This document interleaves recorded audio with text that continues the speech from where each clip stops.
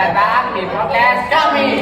Saya Ridho sebagai host utama. Dan saya Dania yang akan menemani Ridho dalam ngobrol santai tapi penuh wawasan. Nah, topik kali ini kita cukup serius, tapi juga penting banget untuk kita pahami, yaitu munculnya tatanan dunia baru. Benar banget kan, istilah ini sering banget kita dengar di berita dan media sosial. Tapi sebenarnya apa sih maknanya? Apakah dunia memang sedang berubah? Untuk bahas itu, kita udah kedatangan dua narasumber keren. Yang pertama ada Mela, seorang yang tertarik banget sama sejarah, politik, dan global. Halo semuanya, senang banget bisa diundang. Siap berbagi pandangan tentang bagaimana dunia berubah dari sisi sejarah dan kekuasaan. Dan satu lagi ada dari pengamat muda yang aktif mengikuti isu-isu internasional.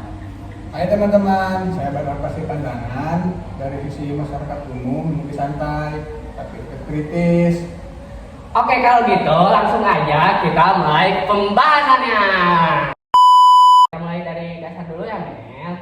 Bisa jelasin nggak sebenarnya dari mana sih istilah tatanan dunia baru muncul itu? Baik, jadi ini dimulai sejak akhir Perang Dunia II. Saat itu negara-negara besar seperti Amerika Serikat, Uni Soviet bersaing untuk mengatur dunia sesuai kepentingannya. Nah, setelah itu Uni Soviet runtuh, Amerika sempat dianggap negara penguasa tunggal dunia, dan disitulah muncul konsep tatanan dunia baru. Jadi awalnya itu lebih ke persaingan antara dua kekuatan ya.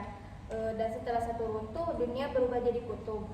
Betul banget, tapi sekarang situasinya berubah karena muncul kekuatan baru seperti Cina, Rusia, dan negara-negara Prancis lainnya. Berarti sekarang dunia kayak lagi menyusun ulang, siapa yang paling berpengaruh gitu ya? Ya istilahnya dunia lagi organisasi kekuasaan global. Kalau dunia sedang berubah, tanda-tandanya ada apa aja sih Mel? Ada banyak, contohnya perang Rusia Ukraina, persaingan antara Amerika dan Cina, sampai kemajuan teknologi seperti kecerdasan buatan. Semua itu menunjukkan pergeseran kekuatan global. Wah, jadi perubahan ini nggak cuma di bidang ekonomi, tapi juga di bidang teknologi dan ekonomi ya. Betul, negara yang menguasai teknologi dan data sekarang punya posisi strategis dalam menentukan arah dunia. Berarti perang zaman sekarang nggak cuma soal senjata, tapi juga soal yang punya pengaruh digital dan ekonomi paling kuat. Menarik banget deh, dunia sekarang benar-benar serba terkoneksi tapi juga kompetitif. Sekarang membahas yang paling dekat aja ya. Apa sih dampak buat Indonesia? Indonesia punya posisi strategis karena berada di antara barat dan timur. Kalau bisa menjaga keseimbangan hubungan dengan baik antara kedua pihak, kita bisa jadi kekuatan besar di Asia Tenggara. Tapi ya itu, tantangannya kan juga kita harus hati-hati, jangan sampai kejebak oleh negara besar dan juga perlu panik global biar nggak terpengaruh berita palsu atau data yang salah.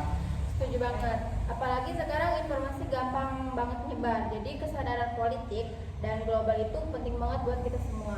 Nah, artinya tatanan dunia baru ini bukan cuma ancaman, tapi juga perlu bagi Indonesia untuk tumbuh dan berperan.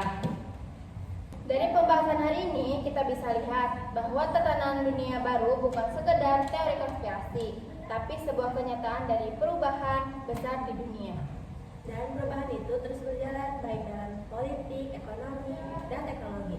Kita sebagai masyarakat harus belajar informasi biar kita nggak ikut-ikutan tapi pamer dunia ini mau kemana. Setuju banget, terima kasih banyak buat Mela dan Derry yang udah jadi narasumber hari ini, dan tentu buat pendengar setiap podcast kita. Saya Ridho sebagai host Dan saya Nania sebagai pendamping Ridho.